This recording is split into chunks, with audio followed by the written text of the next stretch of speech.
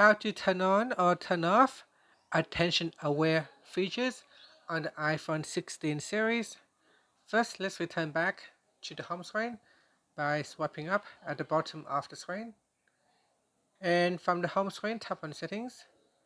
Now in the Settings page, we scroll down and tap on Accessibility. Next, we scroll down and tap on Face ID and Attention. In here, tap on Attention Aware Features. Tap on the toggle button to turn it off or switch it on. Now when you tap on it, you need to enter the passcode to verified. And here I can switch it on to verified. Here's the iPhone will check for attention before dimming the display, expanding a notification when locked, or lowering the volume of some alerts.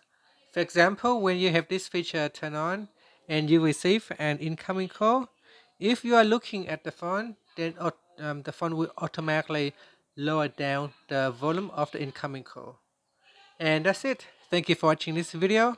Please like and subscribe to my channel for more videos.